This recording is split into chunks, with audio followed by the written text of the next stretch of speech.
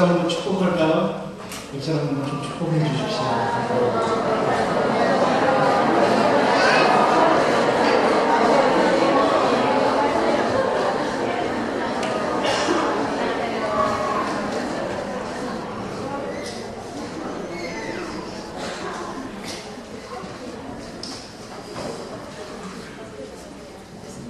오늘부터 유다서를 좀 목사님에게 살펴보려고 하는데, 세월호 참사와 함께 우리에게 계속되는 구원파라는 이단, 그 구원파라는 이단에서 자주 듣게 되면서 우리가 유다서를 살펴보게 되는 것도 참 귀한 일이다, 이런 생각입니다. 특별히 구원파는 우리의 구원 문제에 대한 심각한 고민을 가지고 있기 때문입니다. 이 유다서는 다른 구원의 도리, 이 유다서는 다른 구원의 도리와 참된 믿음과의 관계를 잘 강조하고 있는 것입니다. 성경의 진리는 예수님에 관한 참된 사실들과 구원의 길을 보여주기 때문에, 참된 구원의 길을 보여주기 때문에 양보하거나 타협할 수 없는 문제입니다. 이단들은 성경의 진리를 왜곡시키거나 아주 교묘하게 이용해서 옳고 그름의 기준이 없어지도록 합니다. 이제 오늘부터 주요 우리 시간에 이 거짓 교사들, 이단들에 의해서 괴로움을 당하고 있던 교회의 모습상, 그런 상황 속에서 기록하게 된 이 유다서, 이 유다서의 기록 배경과 함께 또 진리에 굳게 서는 우리가 되도록 기도하는 그런 시간을 갖기를 원합니다. 먼저 우리는 오늘 본문에서 무엇을 볼 수 있냐면 섬김의 권위를 봅니다. 섬김의 권위. 우리 오늘 본문 1절 말씀을 같이 한번 읽어보겠습니다.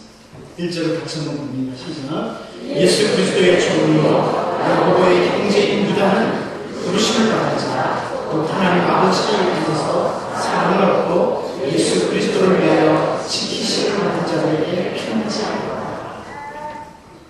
자, 여기 이 유다서라는 서신을 기록하고 있는 유다가 자기가 누구인지를 소개하는 표현이 나오죠.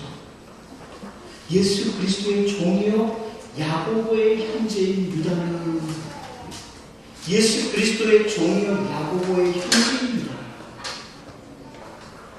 여러분, 이 초대교회 1세기 공동체에 유대인들 가운데 아주 흔한 보편적인 이름 중에 하나가 유다예요. 흔한 이름 중에 하나였어요. 그런데 어떤 유다가 있어요? 전통적으로 이 유다는 마태복음 13장 55절에서 나오는 그 유다. 이는 그 목수의 아들이 아니냐? 그 어머니는 마리아, 그 형제들은 야고보, 요셉, 시몬, 유다라 하지 않냐? 여기 나오는 거예요. 누군지 아시겠습니까? 예수님과 함께 이는 목수의 아들이 아니냐? 예수님과 해서 그 어머니는 마리아고, 그 형제들은 야고보, 요셉, 시몬, 유다라 하지 않냐? 그 유다를 쉽게 얘기하면 예수님의 형제. 여러 가지 정황으로 볼 때 여기 유다는 예수님의 형제요 야고보서를 기록했고, 사도행전 15장에 나오는 초대교회 지도자인 야고보의 형제인 유다. 자, 그런데 참 주목할 만한 것은, 유다서를 우리가 주목할 만한 부분은 뭐냐면, 이 유다가 이 편지를 써서 교회를 권면하는 그 권위가 혈연 가운데서 나옵니다. 이 편지를 쓰는 권위는 내가 그래도 예수님의 형제이기 때문에, 내가 야고보와 형제이기 때문에 이걸 쓸 수 있다, 이렇게 쓰는 게 아니고요.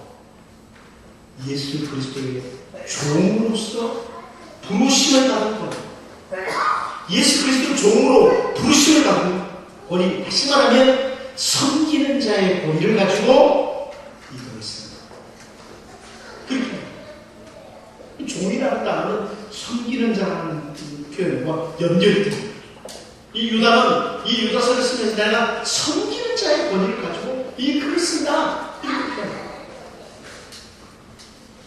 예수님께서 마가복음 10장 45절에서 인자가 온 것은 섬김을 받으려 함이 아니라 도리어 섬기려 하고 자기 목숨을 많은 사람에게 선물로 주려 함이니라 이렇게 말씀하셨죠. 이 바로 섬기는 권위, 그리스도의 종으로서 부르심을 받은 자로서의 권위, 섬김의 권위입니다. 여러분 이걸 보시면 오늘 우리들이 교통적으로 어떤 권위를 가져. 우리 조상이 누군지 아냐고. 그리고 가끔 그런 얘기 하잖아. 내가 누구의 몇 대 손이야. 그 권위를 가지고 하는 게 아니고요. 혹은 세상의 어떤 권력이나 학력이나 이런 것을 가지고 권위를 삼는 게 아니라 그리스도의 종으로 부르심을 합니다. 섬김. 우리는 여러분 섬김의 권위를 가지고 있어요. 섬김의 이 유다의 모습. 유명한 로이드 조지 목사님은 진리의 말씀을 가진 자로서의 권위라 이런 표현을 했어요. 우리의 권위는 뭐냐? 진리의 말씀을 가진 자로서의 권위. 이런 표현을 했어요. 근데 사실 이 모든 것들은 진리의 말씀을 가지고 잘 보면 섬김의 권위. 예수님이 섬김의 권위를 가지셨어요. 오늘 우리들이 섬김의 권위를 가지고 목사이기 때문에 대접을 받아야 되고 장로이기 때문에 혹은 교역자이기 때문에 그게 아니고 섬김의 권위. 특별히 오늘은 보통 교회에서 스승의 주일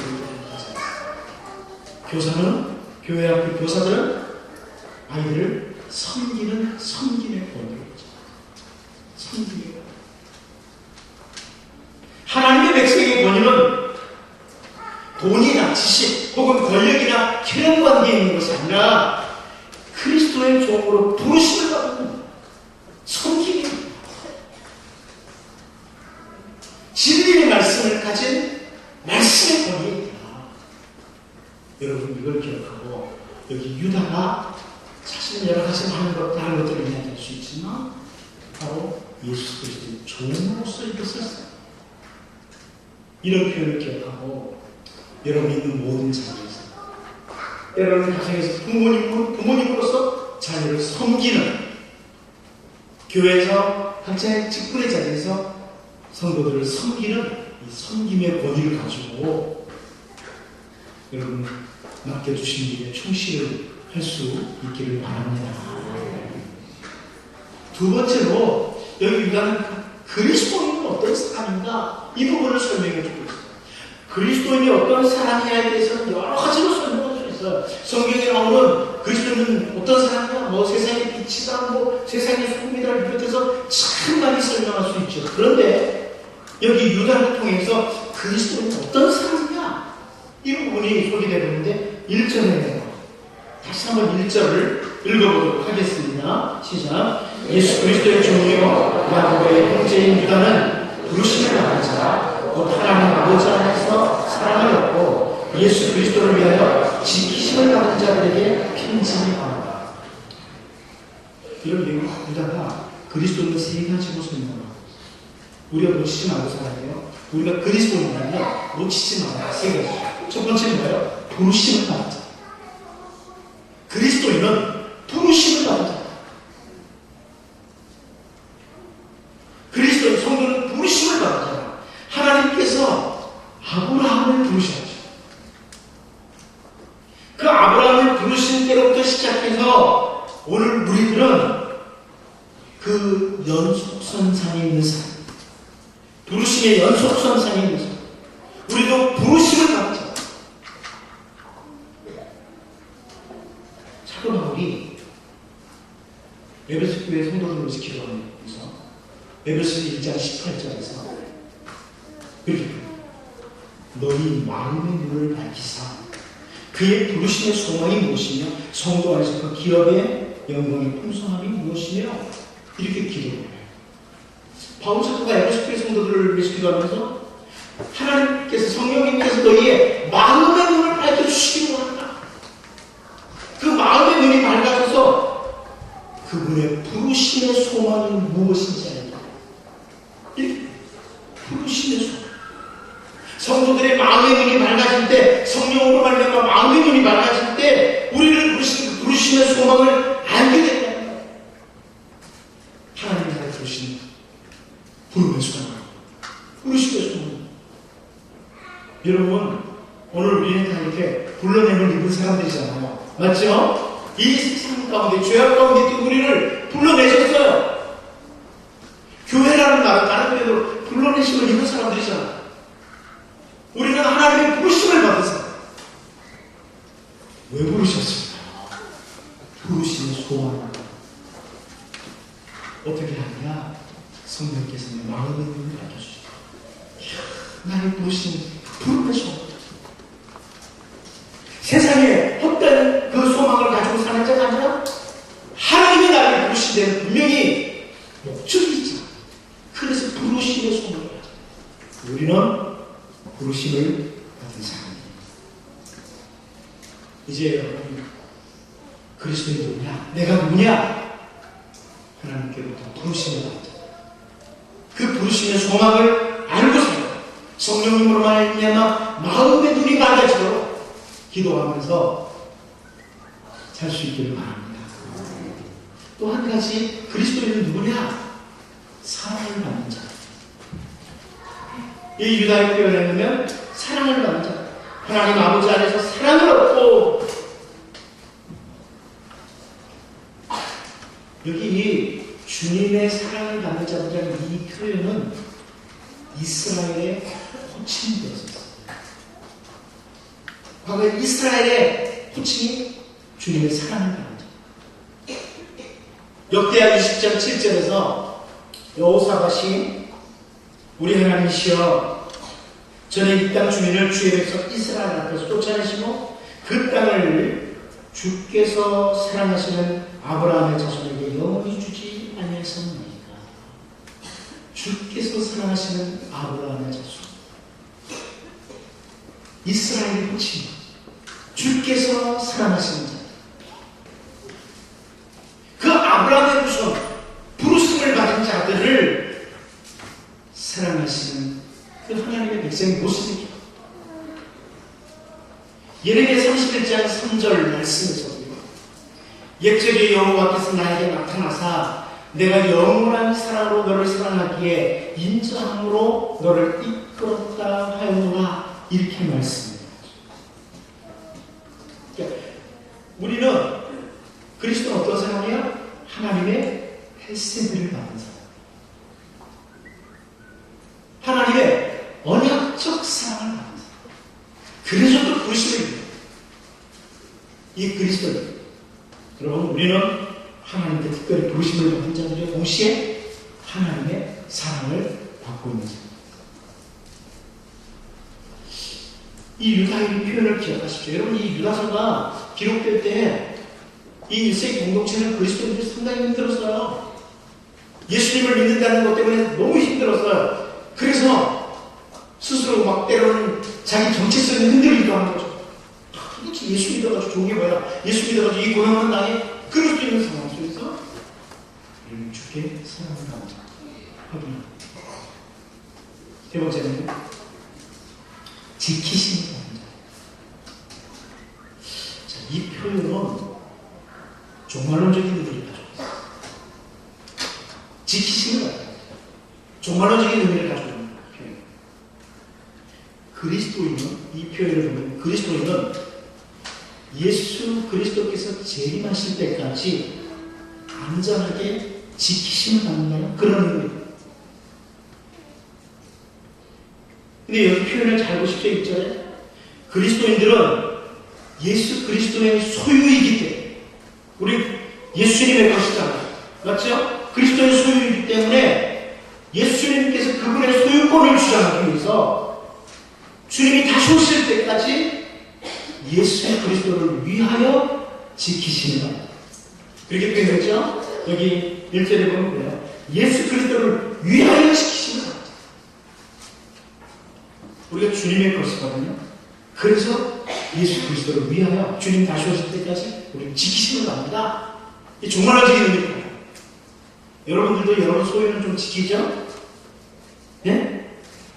지금 오후 시간에 정신이 없어요? 여러분들 여러분의 소유는 좀 지키죠? 안 뺏기려고 애를 쓰잖아요. 네. 자기 이게 내 건데 그러잖아요. 우리가 예수 그리스도를 위하여 지키십니다. 얼마나 행복한 표현인지 몰라요. 그리스도. 나는 예수 그리스도의 것이야. 더 이상 사탄의 것이야. 세상의 것도 아니다. 그러다 보니까 예수 그리스도를 위하여 지키십니다. 주님이 지키십니다. 주님이 얘를 건드리지 마. 얘는 내 거야. 그러나 이게 바로 그리스도입니다. 여러분, 그리스도인이 어떤 사람인지, 어떤 존재인지를 늘 확인하고 살아갈 필요가 있습니다. 부르심을 받자, 사랑을 받자, 지키심을 받자. 부르심을 받은 자, 이렇게 부르심의 소망을 알고 살 수 있다. 늘 성령으로 말미암아 마음의 눈이 밝아지도록 기도해요. 주님의 사랑이 머물러 있는 그런 사람들이기 때문에 사랑받은 자답게, 사랑받는 자답게 살도록 기도해요. 예수 그리스도의 소유이기 때문에 지키심을 받는다. 주님을 더욱 신뢰합니다. 주님, 저는 주님의 것이니까 주님이 지켜주십시오. 내 인생을 주님이 지켜주실 거예요. 이렇게 신뢰하고 믿음을 가지고 살아가는 이런 은혜가 있기를 바랍니다. 마지막 한 가지 더 보죠. 그럼에도 불구하고 방심하지 말고 살아가십니다.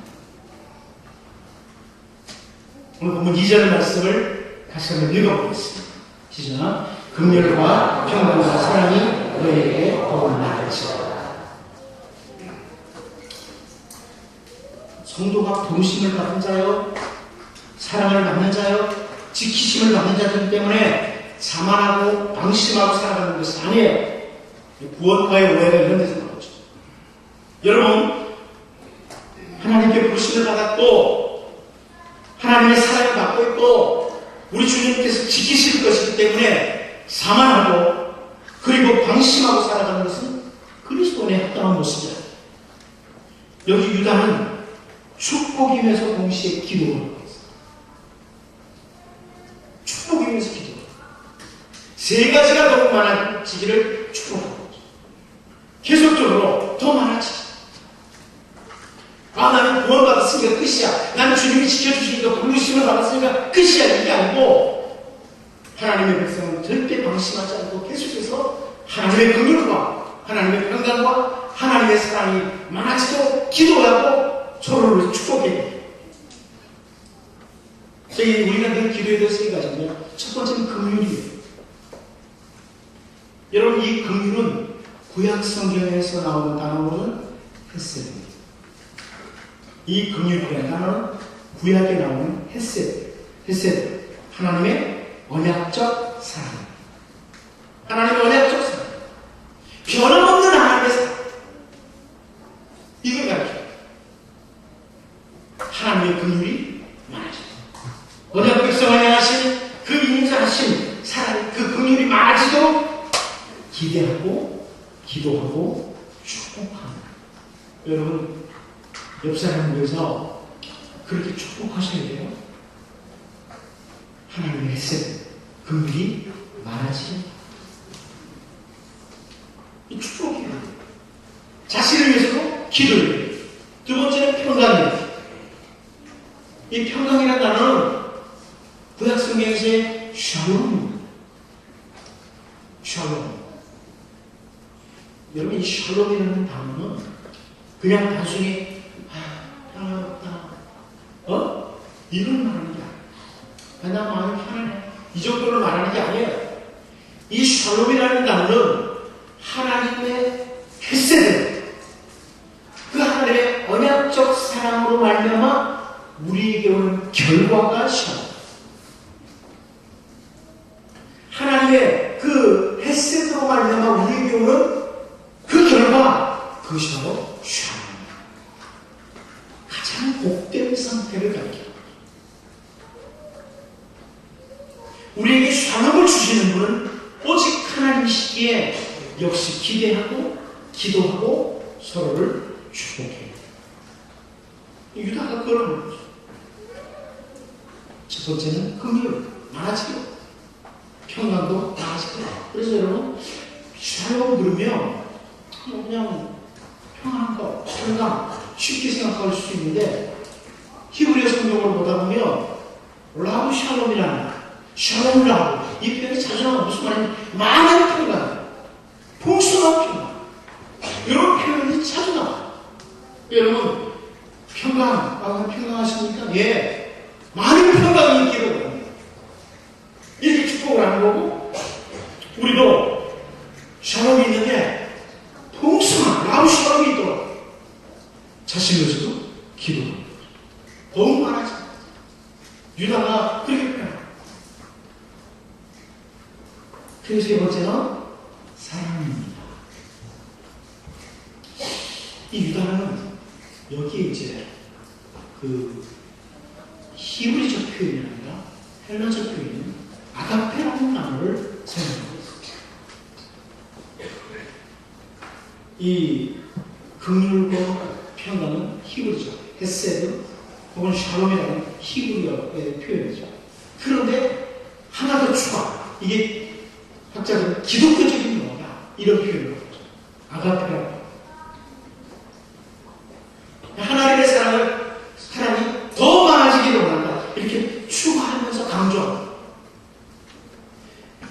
과거에 많은 사람들은 그냥 단순히 하나님의 헤세드와 샬롬이 있기를 원한다. 이렇게 축복을 했었어요. 그런데 유다는 이제 1세기 공동체 때 그 당시에 홀리가과 같은 사람들이 이렇게 그 아가페를 추가했거든요. 이것을 같이 추가, 하나 더 추가. 그래서 하나님의 사랑을 가지고 다시 말하면 우리는 우리 실력으로 사랑하는 게 아니라 하나님의 사랑으로 말미암아 넉넉히 이기고 사랑한다는 것을 강조합니다. 여러분, 우리가 이 땅에서 잘 살아갈 수 있는 길은 하나님의 사랑이 있습니다. 바울 사도도 그런 표현을 했어요. 로마서 8장 37절 여러분 잘 알죠? 그러나 이 모든 일에 우리를 사랑하시는 이로 말미암아 우리가 넉넉히 이기는다. 이 선포고 고백이에요. 여러분, 옆에 있는 사람, 우리 여러분 자녀들 축복해야 될 일이 많죠. 그런데 여기 유다가 했던 것처럼 주님의 긍휼과 주님이 주는 평강과 주님의 사랑이 더 많아지고 이미 이런 은혜를 받은 사람이지만 더 많아지도록 축복하던 유다처럼 이렇게 서로를 축복하고 또 자기 자신을 위해서 기도하면서 살아갈 수 있기를 바랍니다. 저는 지금 기도할 때요. 하나님, 내가 하나님의 백성의 본능은 돈이나 지식이나 혹은 권력이나 혈안에 있는 것이 아닌 것을 기억하게 하시고 그리스도의 종으로 부르심에 따른 선임의 권위를 가지고 삽니다. 진리의 말씀을 가진 자로서 말씀의 권위를 가지고 살게 기도를 하셨으면 좋겠고요. 내가 부르심을 받은 자요, 사랑을 받은 자요, 지키심을 받은 자라는 사실을 기억하고 성령으로 말미암아 부르심의 소망을 알고 살게 하시고 늘 주님의 사랑이 머무는 자이기에 사랑받은 자답게 살게 하시고 예수 그리스도의 소유이기에 주님 다시 오실 때가 지키신다는 것을 기억하고 주를 가고 신뢰하고 살게 해달라고 기도하시고 주의 긍휼과 평강과 사랑이 더 많아지도록 여러분 자신을 위해서 또 가족들을 축복하면서 같이 한번 기도하겠습니다. 하나님 우리 아버지 시간